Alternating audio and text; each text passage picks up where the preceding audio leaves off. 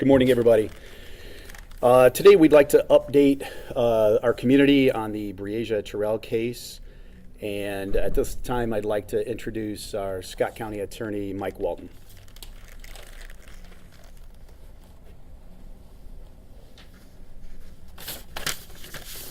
This morning, Henry Earl Dinkins was charged in the death of 11-year-old Breasia Terrell. These charges are the result of a 9-month investigation by the Davenport Police Department and numerous other agencies. And Captain Biggs is going to talk a little bit about that in a minute. Because it is a pending case, we cannot talk about the results of the investigation in detail. The charging documents are public record, and they read as follows. Murder first degree. On or about July 10th, 2020, Henry Dinkins did remove and confine a child, BT, from 2744 East 53rd Street, Davenport, Iowa, and with premeditation, malice aforethought, and intent to kill BT, shot her with a firearm, causing her death. Kidnapping first degree. On or about July 10th, 2020, Henry Dinkins did remove a child, BT, from 2744 East 53rd Street, Davenport, Iowa, without consent or authority or by deception to secretly confine and inflict serious injury, and as a result of the kidnapping, BT was murdered. While announcing charges is a significant step in this case, it is important to understand that bringing forth charges is not the end of the legal process, but just the beginning. The case will now proceed to court. At this time, Captain Brent Biggs is going to talk a little bit about the investigation.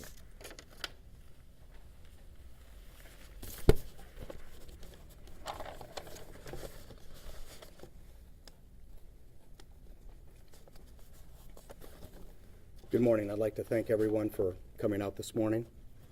I'd like to begin by thanking our partner agencies who have assisted us from the beginning of this investigation, and the support continues as we work towards successful prosecution. The Iowa Department of Criminal Investigation, the criminalists and evidence technicians of the Iowa Crime Lab, the Federal Bureau of Investigation, the Scott County Sheriff's Office, Clinton County Sheriff's Office, the National Center for Missing and Exploited Children, Family Resources, who have provided valuable victim support to not only Breasia's family, but also to the community at large, while we try to process this tragedy. In addition, I'd like to acknowledge over 20 other public safety agencies that assisted us in 2 large-scale search operations in Clinton County and in Scott County. Since Breasia was reported missing, the outpouring of support from our community has been overwhelming. Community members have spent hundreds of hours searching alongside law enforcement and on their own, looking for Breasia in Scott County and in Clinton County. We appreciate all the tips that our community has provided to our investigators so that they were able to follow up on leads. I would also like to acknowledge Breasia's mother, Aisha Langford. She has been supportive and cooperative with our investigators this entire time. We cannot imagine the grief and pain she must experience, and our thoughts and our prayers remain with her and Breasia's family. In past media updates, we had always provided that there was a dedicated team of investigators that continued to the ongoing investigation, but also were dedicated to Breasia. I would like to recognize our investigators that stand up here with me today for their tireless and diligent work over the past 10 months. This case has been very difficult and has been very hard on them, both professionally and personally. And if it weren't for them, we would not be able to stand here in front of you today to bring forth charges. Every day they come into work and they deal with the worst of humanity. Yet they drive on to support and look out for the most vulnerable among us. And their work greatly matters.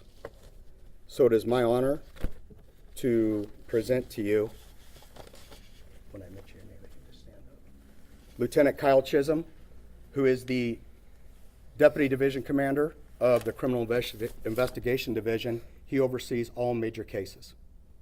Detective Evan Ober, please step up, Evan. He is the lead investigator for Breasia and is assigned to the Special Victims Unit. Detective Maureen Hammes. She's an experienced veteran with the Special Investigations Unit. And Detective Sean Johnson, also an investigator with the Special Victims Unit. If it were not for these 4 investigators, we would not be here today to present charges. Thank you.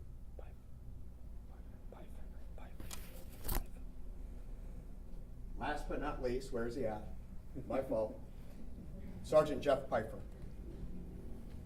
And I feel bad because Jeff is the supervisor of the Special Investigations Unit, not only overseeing the investigation, but has been in contact with Aisha weekly, if not daily, at certain points in this investigation, and has provided not only investigative information to her, but has actually provided support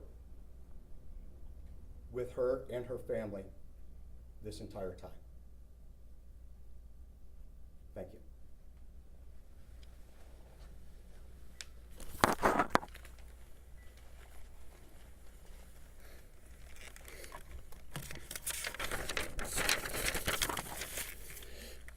As you can see, it takes a village. Just to echo what Captain Biggs said, the amazing work that these detectives here have done over the last several months, it's amazing, and its quality as well.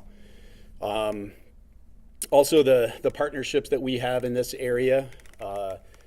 I know at any time, any one of us up here can pick up a phone and ask for help from other agencies, and we come running to help each other, and that's happened in this case. And lastly, just the help that the community has offered and has physically done here, both here in Scott County and in Clinton County, has been amazing as well.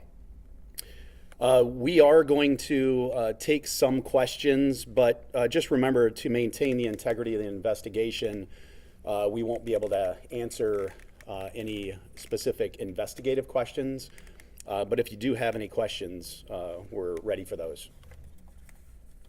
Are there any other suspects being sought at this time? Mike, do you want to deal with that?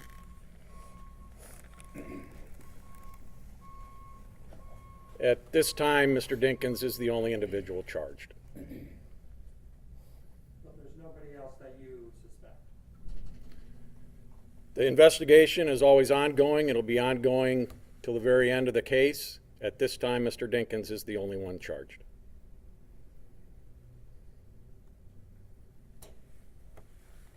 Any other questions?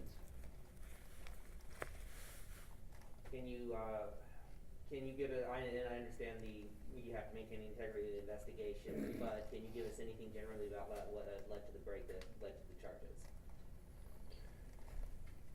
As has been referenced up here, this has been an intensive 9-month investigation involving numerous agencies, civilians, input, all of that comes together to make a case.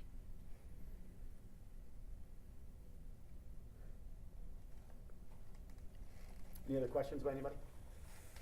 All right, thank you all for being here.